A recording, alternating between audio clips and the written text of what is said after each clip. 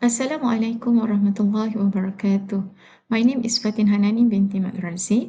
I'm from Tehsil Menengah B.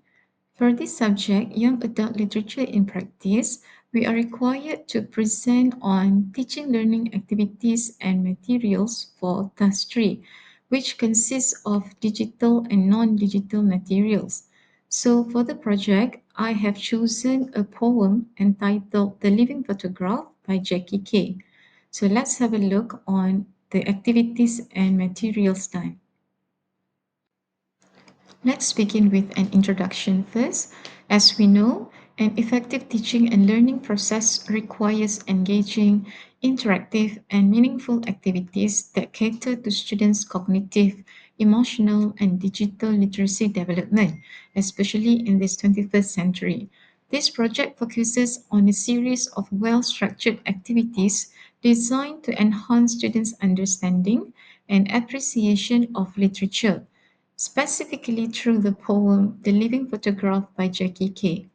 By integrating both digital and non-digital materials, such as Padlet for collaborative analysis, Google Docs for creative writing, and Vokaru for spoken reflections, students actively engage in higher order thinking, peer collaboration, and creative expressions. In addition, non-digital resources, including printed photographs and handwritten letters, foster personal connections and emotional engagement with the text. These activities are designed to create a holistic learning experience that aligns with modern educational approaches while ensuring accessibility and inclusivity for all students.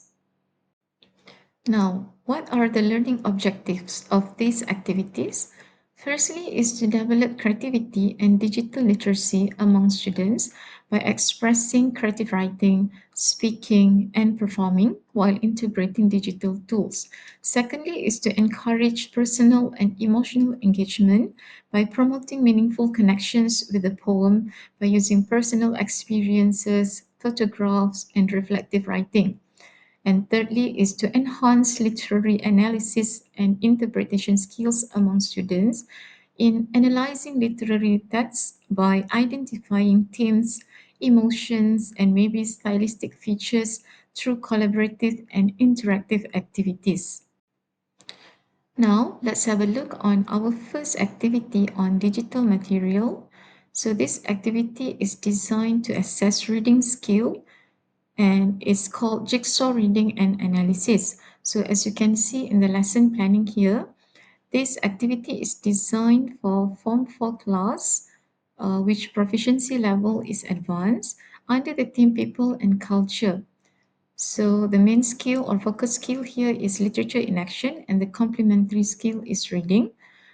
Under Content Standard 5.2 to analyze and evaluate a variety of literary text types, and Learning Standard 5.2.1 to evaluate and explain briefly stylistic features and author uses to show character, events, or places. For learning objectives, by the end of the lesson, students will be able to analyze the poem's themes, language, and emotions through collaborative reading.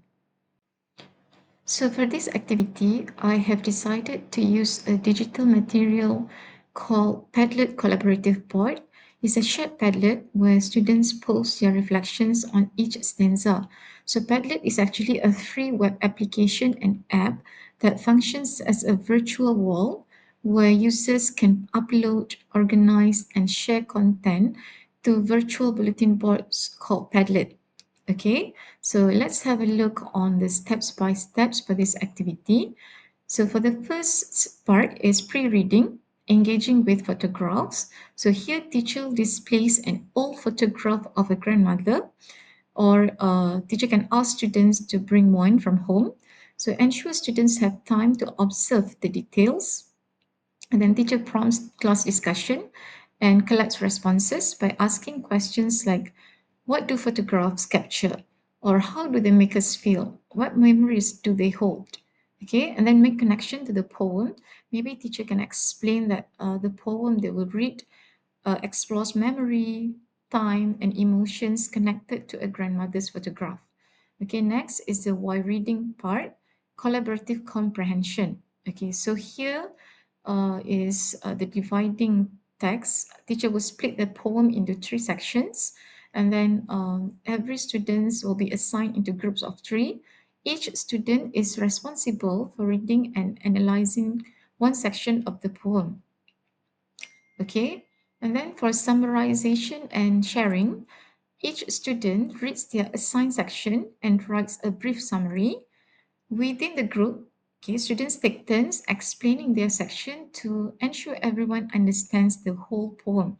Okay, here teacher can encourage them to highlight the key themes, emotions, and literary devices.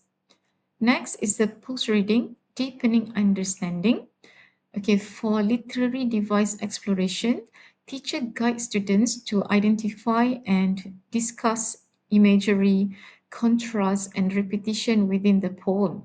Okay, for tone and emotional impact, maybe teacher can lead a discussion on how the poem's tone influences its message. Okay, for example, teacher can ask what emotions does the poet convey, or how does the language contribute to these emotions?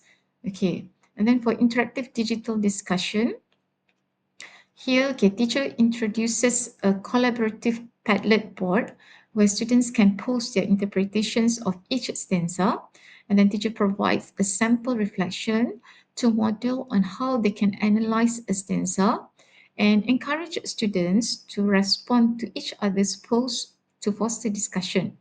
Okay, for the last part, okay, this is a digital reflection and wrap up, okay, for presentation. So each student posts a reflection on their assigned stanza. They can actually add images, quotes, or personal connections to deepen their analysis. And then class review and discussion, where the review of the Padlet contributions as a class and highlighting some insightful interpretations. And then teacher concludes by discussing how the poem connects to their own experiences with all photographs and memories. So, for justification of teaching learning material, the use of Padlet Collaborative Board in this activity is justified based on its ability to foster collaborative learning, critical thinking, and digital literacy. First, it enhances students' engagement as the visual and interactive format of Padlet encourages active participation, allowing students to share their reflections in real time, besides making the learning process more engaging. By discussing, summarizing, and posting on Padlet, students are able to construct their own understanding of the poem collaboratively. Second, it promotes higher order thinking skills through the activity, as students can analyze and evaluate the poem's themes, emotions, and literary devices. And it's engaging with peers posts helps them refine their interpretations and develop their critical thinking skills. Besides that, it encourages digital literacy. Using Padlet equips students with essential 21st century skills such as online collaboration, digital communication, and technology fluency. And it also provides a platform for students to express their ideas creatively and enhances their digital competency. Now, let's move to the second activity on writing skill. It is called Dear Grandmother, a letter from the past. So, as you can see here, the main skill is still literature in action, and the complementary skill is writing. For content standards 5.3, express an imaginative response to literary text, and learning standards 5.3.1, respond imaginatively and intelligibly through creating writing scripts and creating props for a short play. Other imaginative responses as appropriate. For the learning objectives, okay, by the end of the lesson, students will be able to develop creative writing skills by composing a letter from the grandmother's perspective. Okay, for the digital material used in this activity, it is a Google Docs collaborative writing. It's a shared Google Docs file where students upload and comment on each other's letters by using the Google Docs link. Okay, so what are the steps? Okay, so for writing from the grandmother's perspective activity, it is important to brainstorm and understand the grandmother's emotion first. So teacher can display the poem and discuss the grandmother's emotion as a class. Maybe a teacher can ask students what emotions does the grandmother express or imply in the poem. For example, love, pride, or maybe regret and wisdom. And then how might she feel about being remembered through a photograph? What would she say to the speaker if she could respond? Or what advice would she give? Okay. And for class activity, maybe they can create T-chart on the board or a shared digital space. Like on the left column, okay, what the speaker expresses in the poem. And on the right column, maybe some possible responses from the grandmother. Okay, so teacher can encourage students to jot down ideas as they might later use in their letters. Okay. Next, model writing, demonstrating the letter format. So here, teacher can show an example of letter beginning, like, my dear grandchild, I see you looking at my photograph and remembering me. Okay. So maybe they can continue the letter by giving their own ideas or opinions or expressions like, oh, how time passes, yet love remains, okay, and so on. Okay, and then moving to individual writing, crafting the grandmother's letter. Okay, so here students write a letter in the voice of grandmother, okay, as if the grandmother is speaking from the past, okay, and responding to the grandchild. So teacher can encourage the use of poetic devices from the poem, for example, imagery, contrast, and repetition. Okay, and they can offer words of wisdom, comfort, or encouragement in the letter.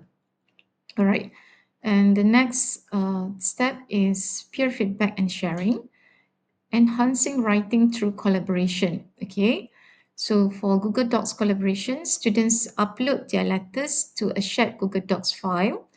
Okay, and then they exchange letters with a partner and leave comments using the Google Docs comment feature. Okay, maybe teacher can provide some feedback prompts like, what emotions stood out to you, or how effectively does the letter capture the grandmother's voice? Okay, like for class sharing, maybe teacher can select a few students to read their letters aloud to the class and facilitate a discussion on how different students imagine the grandmother's voice.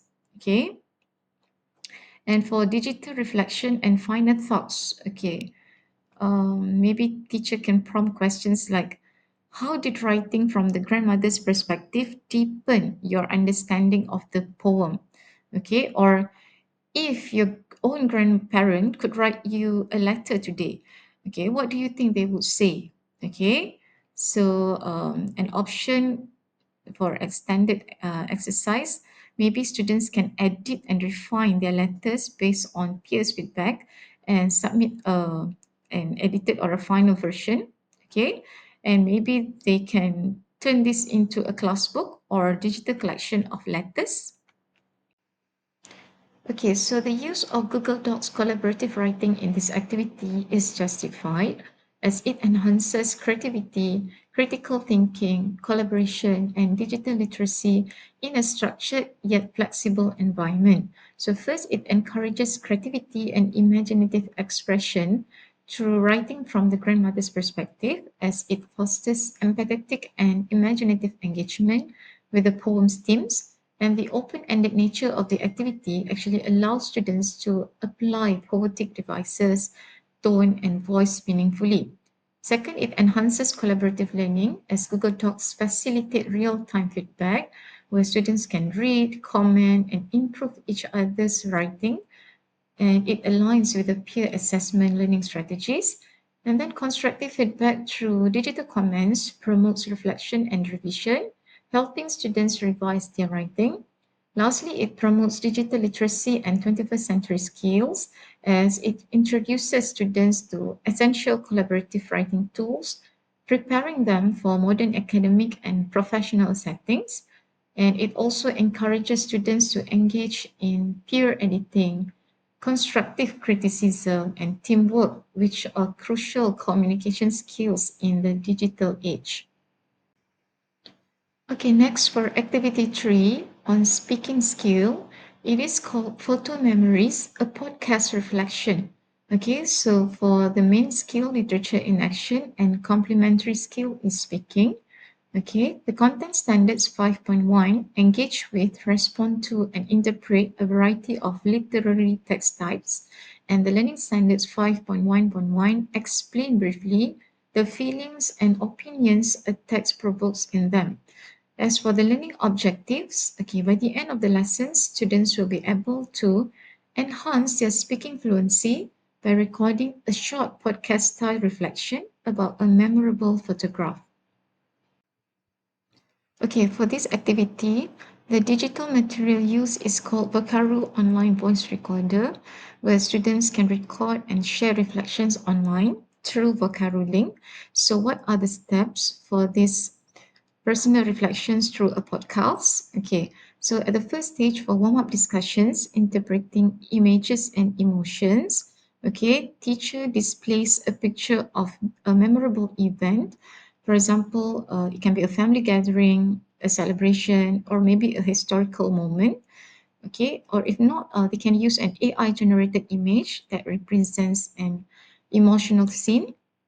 Okay, and then the teacher guides class discussion by asking questions like, what kind of event do you see in this? Okay, for example, birthday or festival or wedding celebration.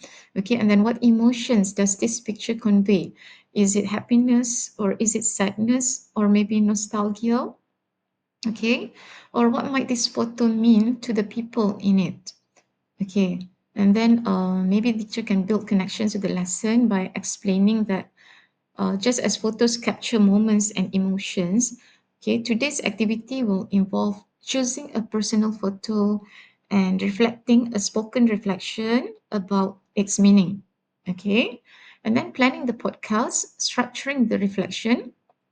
Okay, students select a personal photograph either from home or they can bring, maybe they can show from their phone. Okay, if they don't have one, they can describe a mental image of a significant memory. Okay, and then they plan a 2-minute spoken reflection by answering these guiding questions as to describe the photo. Maybe they can answer this question: what is happening? Okay, who is in it? Where was it taken? Okay, for emotional connection, maybe they can ask, how does this photo make you feel and why? And how does this photo connect to the themes in the poem, like memory or nostalgia or loss or even love? Okay. And for brainstorming and drafting, maybe teacher can provide students with a graphic organizer or worksheet to jot down key points, okay, and encourage them to think about the tone and emotions when speaking, okay. Next stage is recording the podcast using Vocaru for audio reflections, okay. So teacher can briefly demonstrate how to use Vocaru. It is a free and easy voice recorder. Okay, and maybe teacher can explain some recording tips like speak clearly and at a moderate pace. Okay, use expressive voice tones to match the emotions in the reflection. And okay, they can keep the recording within 1 to 2 minutes. Okay, for student recording session, students can find a quiet space to record their spoken reflection individually. Okay, and once completed, they copy the Vocaro link and paste it into a Google Classroom post or a shared document. Okay, and for the last stage, peer review, listening and providing constructive feedback. Okay, so by listening to peers, okay, students are assigned at least two classmates recordings to listen to. So they take notes on what they found impactful about the reflection and how well the emotions and themes are conveyed in the reflection. Okay, and maybe they can provide feedback by leaving written comments on Google Classroom or a shared Google Doc. Okay, they can use guiding prompts for constructive feedback, like teacher can ask, "What did you enjoy most about this reflection?" or "How did the speaker effectively convey emotion?"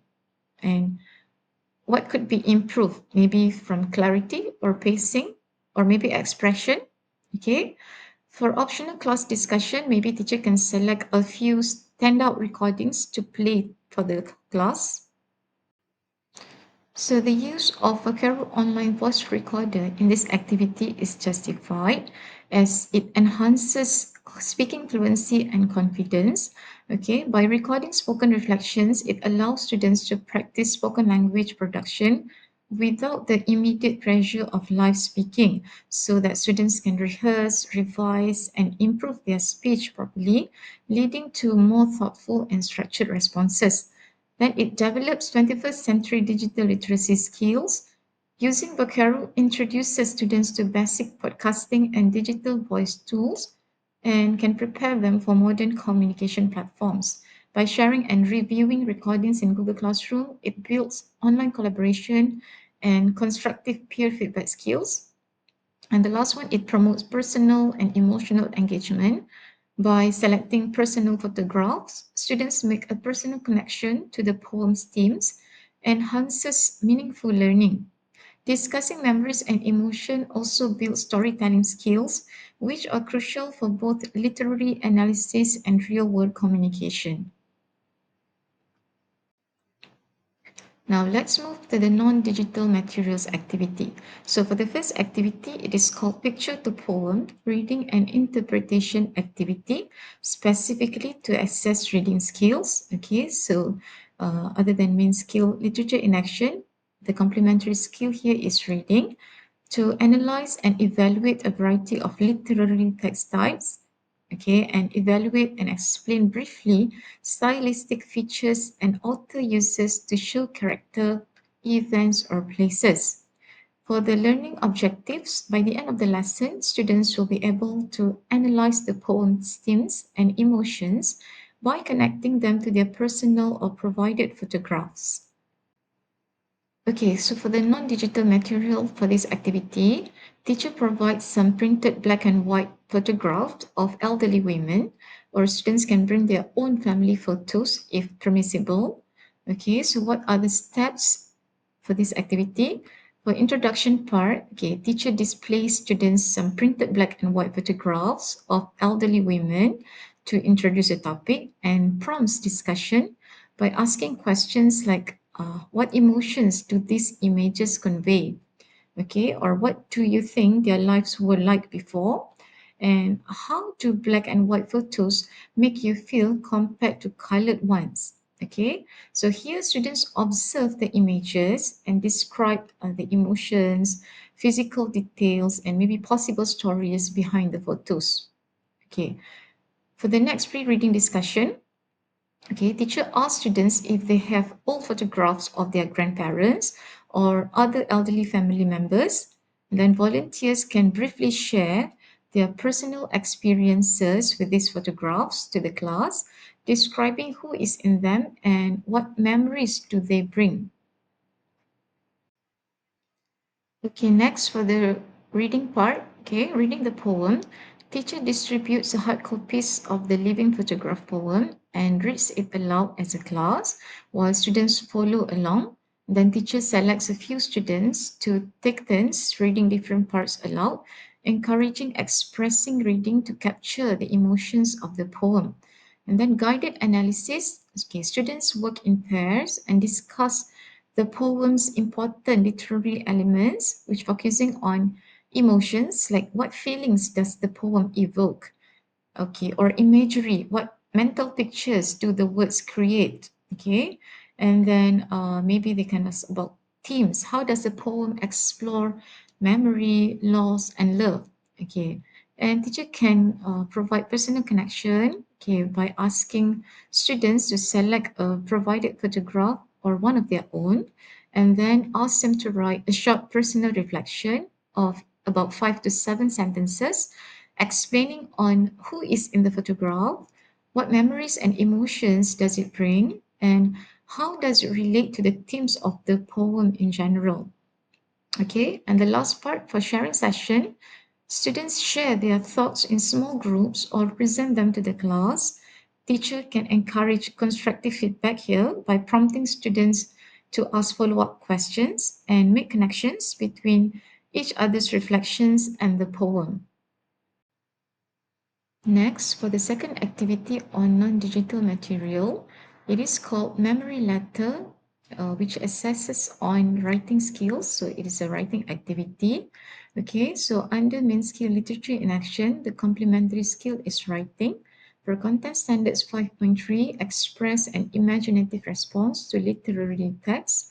Learning standards 5.3.1, respond imaginatively and intelligibly through creating writing scripts and creating props for a short play, other imaginative responses as appropriate. For the learning objectives, okay, by the end of the lesson, students will be able to write a reflective letter to a loved one inspired by the poem's theme of memory and loss. As for non-digital material, teacher uses decorative letter writing paper and envelopes. This is more or less like the previous lesson on digital material, which assesses on writing skills as well. But this time we are using different steps. Okay. So for the first part, discussion reflecting on influential loved ones. Okay. Teacher can ask students to think about a family member or their loved ones, living or deceased, who has significantly influenced their lives. Okay, so teacher can provide guiding questions to help students reflect, like who is someone in your life who has guided, inspired, or supported you? What special memories do you have with them, or what lessons have they taught you? Okay, and in pairs or small group discussions, this is optional. Students can briefly share their thoughts with a partner or small group, and teacher can encourage respectful listening and appreciation of different perspectives. Okay, moving to the next stage, exploring the poem's tone. Teacher can distribute the hard copies of the living photograph poem first and ask students to analyze its tone and emotional impacts. Okay, teacher can ask the students to read the poem silently first, underlining or highlighting words that stand out emotionally. And then for class read, aloud and discussion, pick or select few students to read the poem aloud, or teacher can play an audio version if available, and then discuss as a class. For example, what is the tone of the poem? Is it nostalgic, bittersweet, warm, or sorrowful? How does the poet use imagery and contrast to evoke emotions? Or how does the speaker feel about their grandmother? How do we know? Right? For the next stage, letter writing, expressing gratitude and memories. Okay, maybe teacher can introduce the students on how to start their letter. So teacher can explain to students that they will write a heartfelt letter to a loved one, whether they are still alive or have passed away. And in the letter, that they should express gratitude for the person's influence, recall fond memories shared with them, or share personal reflections and emotions. Okay, for guiding structure on the letter, maybe for opening part, teacher can ask students to greet their loved ones warmly first, and then for body part, they need to describe the special memories that they cherish, express appreciation for their support, love, or wisdom, and then reflect on how they have shaped who you are today. Okay, for the closing part, maybe students can put a final message of gratitude, love, or remembrance, or even a hopeful note. Okay, and to encourage creativity, students can be allowed to include poetic elements. Okay, for example, imagery, repetition, or metaphor that are inspired by the poem. Teacher can suggest to students that they should write from the heart rather than focus on perfect grammar. Okay, for peer sharing, optional feedback and reflection. Okay, this is optional for pair exchange. Students swap letters with a peer and provide gentle, supportive feedback. And teacher can prompt the feedback by asking, what emotions did this letter make you feel? What was the most touching part? Or is there anything that you could make the message even stronger? Okay. Alternative for private writing, maybe if students prefer, they can skip peer sharing and revise their letters privately before the submission. Okay, and the last part is closure, sharing and reflection. Okay, here students can be invited, or teacher can invite students to read their letters aloud if they feel comfortable. Okay, teacher encourages respectful listening and appreciation of each other's words. For private submission option, just now, okay, students who prefer not to share publicly, they can submit their letters privately to the teacher. Okay, and for final reflection, maybe teacher can ask students to reflect on their writing experience. Like, how did writing this letter make you feel? Or how did this exercise change how how did you think about your loved ones impact? Okay, the last activity on non-digital material is dramatic recitation, speaking and performance activity, which assesses on speaking skill as a complementary skill. Content standard 5.1 engage with, respond to, and interpret a variety of literary text types. Learning standards 5.1.1 explain briefly the feelings and opinions a text provokes in them. As for the learning objectives, by the end of the lesson, students will be able to enhance their speaking skills by performing a dramatic recitation of the poem with appropriate tone, pauses, and gestures. Okay, so for the non-digital material for this activity, teacher uses printed copies of the poem with space for annotation. Okay, so what are the steps for this activity? First is by listening and modeling. Okay, here teacher plays an audio recording of the living photograph if available, or read the poem aloud with some expressions. Teacher uses varying tone, pacing, and pauses to convey the poem's emotions effectively. Guided observation, okay, teacher can ask students to listen attentively and consider how does the speaker's tone change throughout the poem. Where does the reader slow down or pause and why?